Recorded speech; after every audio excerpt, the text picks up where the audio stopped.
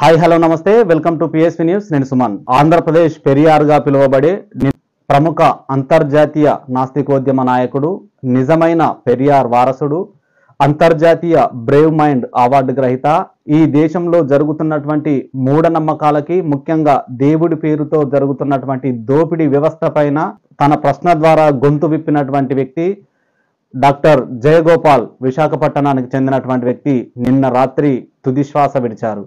So ఆయన 1944 సంవత్సరం విశాఖపట్నం అరిలవ కాలనీలో జన్మించారు. పెరియార్ ఏ విధంగానైతే మత మూఢ విశ్వాసాలకి, దేవుళ్ళకి వ్యతిరేకంగా పోరాటం చేశారో, ఆయన యొక్క పోరాటాన్ని పునికి పుంజుకున్నటువంటి పెరియార్ నిజమైన వారసుడు.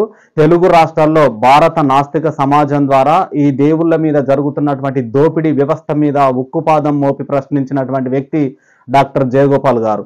ఆయన 1972 సంవత్సరంలో భారత నాస్తిక సమాజం అనే సంస్థని ఏర్పాటు చేశారు. అలాగే అదే సంవత్సరంలో నాస్తిక యుగం అనే పత్రికని కూడా ప్రారంభించారు. ఈ పత్రిక విశాఖపట్నం నుంచి వెలువడినప్పటికీ ఈ పత్రిక ప్రధానంగా హిందూ, ముస్లిం, క్రైస్తవ మతాలలో దేవుడి పేరుతో జరుగుతున్నటువంటి దోపిడిని, అలాగే 2 తెలుగు రాష్ట్రాలలో కూడా మూఢనమ్మకాల పేరుతో, మంత్రాల పేరుతో, చేతబడి పేరుతో అనేక మంది అమాయక ప్రజలు ఏ విధంగా ప్రాణాలు కోల్పోతున్నారో అందులో స్పష్టంగా వివరించేవారు. అలాగే ఫాదర్లకి, క్రిస్టియన్లకి, పాస్టర్లకి సవాల్ చేస్తూ క్రీస్తు చారిత్రాత్మక పురుషుడా అనే పుస్తకాన్ని రాసి ఆ పుస్తకంలోని ప్రశ్నలకి సమాధానం చెప్పవలసిందిగా ఛాలెంజ్ విసిరాడు. అలాగే మంత్రాలు, మహిమలు, చేతబడి, చిల్లంగి, బాణమతి, దయ్యము, దేవుడు, పునర్జన్మ, ఆత్మ, వాస్తు, జ్యోతిష్కం లాంటివి ఉన్నాయని నిరూపిస్తే 10 లక్షల రూపాయలు బహుమతి ఇస్తానని ప్రపంచానికి సవాల్ విసిరినటువంటి వ్యక్తి ఈ డాక్టర్ జయగోపాల్ గారు. సో ఆ 100కి పైగా రచనలు, పుస్తకాల ద్వారా ఈ సమాజంలో ఉన్నటువంటి కరుడుగట్టిన మూఢత్వాన్ని ప్రశ్నించే ప్రయత్నం చేసేవారు.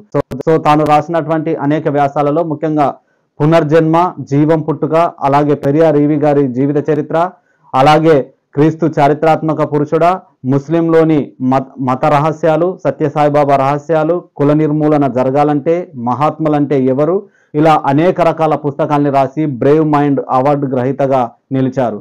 సో అలాగే 2004లో సైంటిఫిక్ స్టూడెంట్ ఫెడరేషన్ అనే విద్యార్థి సంఘాన్ని ఏర్పాటు చేసి ఈ ముఖ్యంగా విద్యార్థుల్లో మూఢత్వాన్ని రూపుమాపడం కోసం, మూఢనమ్మకాల నిర్మూలన కోసం, సైంటిఫిక్ టెంపర్ని పెంచడం కోసం విద్యా వ్యవస్థలలో విస్తృతంగా ఈ మూఢనమ్మకాల నిర్మూలన మీద ప్రచారం చేశారు.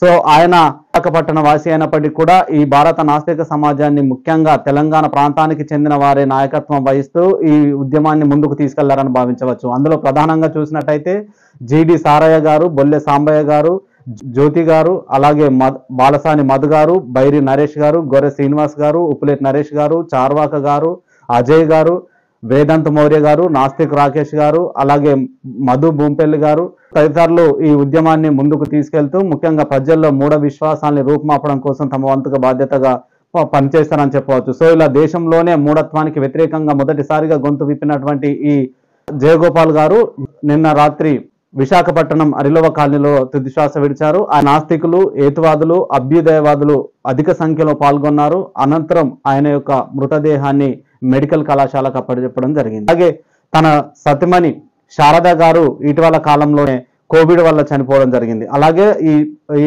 డాక్టర్ జయగోపాల్ గారికి 3 కుమారులతో పాటు కుమార్తె కూడా ఉన్నారు. Thank you one and all. Please subscribe my channel. నేను సుమన్.